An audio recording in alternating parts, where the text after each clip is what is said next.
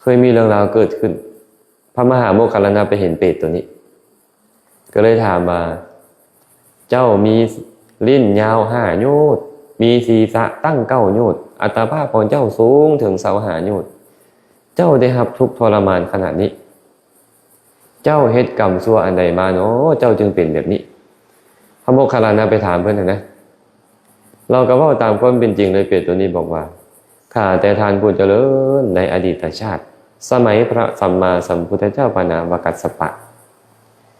ภิกขุทั้งหลายก็ไปเที่ยวบิณฑบาต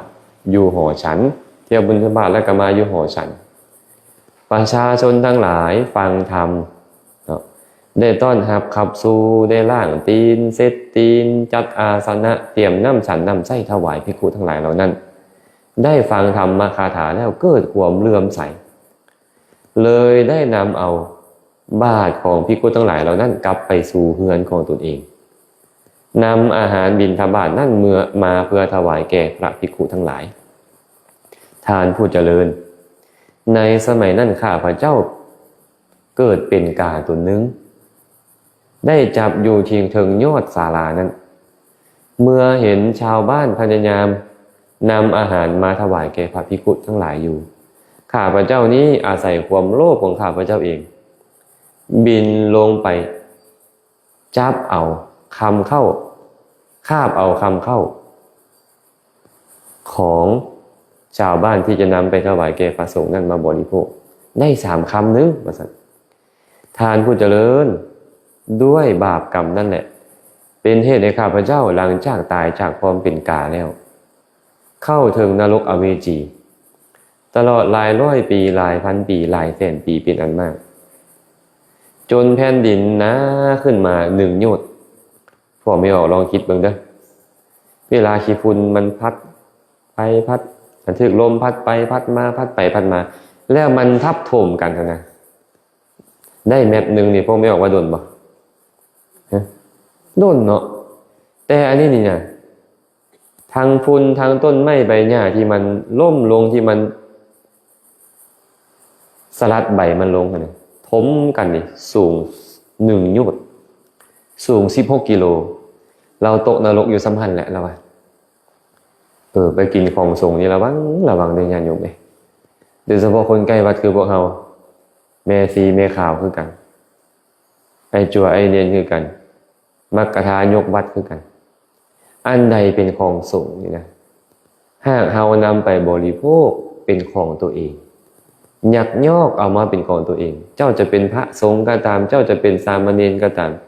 อุบาสกอุบาสิกาก็ตามพ่อซีแม่ขาวก็ตาม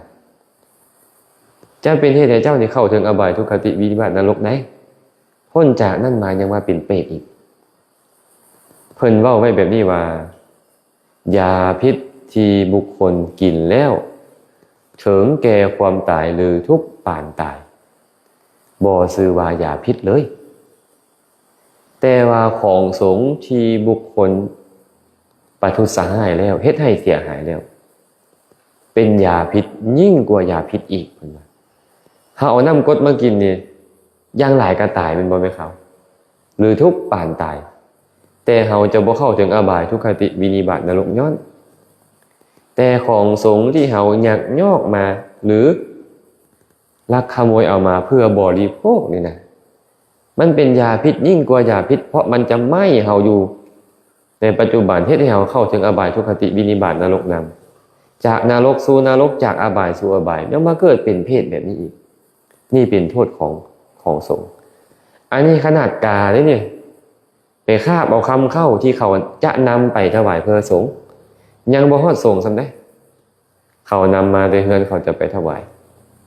เป็นเหตุให้กาตัวนี้นี่นะต้องตกนรกอเวจีสิ้นพุทธันดรหนึ่งจากพระพุทธเจ้าพระนามว่ากัสสปะจนมาฮอดพระพุทธเจ้าพระนามว่าโคตมะคือพระพุทธเจ้าของเรานี่มาเป็นเพศบัดนี้พ้นจากนรกมาแล้วก็มาเป็นเพศในสมัยพระพุทธเจ้าของเราโทษหลายบ่นี่ไหมเขานั้นโทษหลายแสดงว่าพระเจ้าพระสงฆ์นี่เป็นพิษเป็นภัยได้นี่ญาติโยมเอ้ยต้องระวังได้นี่นะเฮ็ดดีนำมีคุณมหันต์เหตุโทษนำมีโทษอนันต์ครับเพิ่นเลยบอกว่า คุณมหันต์โทษอนันต์คันได้อุปถากดูแลได้ซอยเรือเกื้อกูลได้เฮ็ดดีต่อเพิ่นโอ้ยกุศลนับประมาณบ่ได้เลยญาติโยมเอ้ยนับประมาณบ่ได้ว่ามีอานิสงส์เท่าใดเนาะตรงกันข้ามเนี่ยได้ประทุษร้ายเพิ่นติฉินนินทาเพิ่นดุด่าว่าให้เพิ่นหรือว่าเฮ็ดโดยประการต่างๆที่บ่ดีต่อเพิ่นหรือเอาของสงฆ์นั้นไปบริโภคยักยอกของสงฆ์ไปเป็นของตน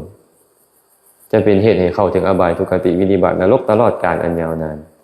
พ้นจากนรกมาแล้วยังมาเป็นเพศอีกอันนี้น่าสงสารโดยเฉพาะมรรคทายกวัดเด้อแม่คันมรรคทายกวัดนี่โอ้เฮงบ่เว้าแล้วนี่นะ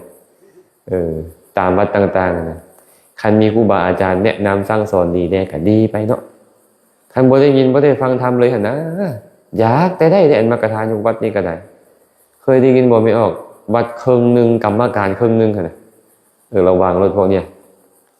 คันพ่อไม่ออกไปปฏิบัติธรรมอยู่วัดใดเห็นเพศเลาะอยู่วัดบ่ต้องสงสัยหรอกบ่สารวัตรกับเจ้าอาวาสสององค์นี่แหละอันไปเป็นเพศเฝ้าวัดอยู่หั่นน่ะบ่แม่นเป็นเจ้าอาวาสจะไปสวรรค์กันได้เนี่ยโยมเอ้ย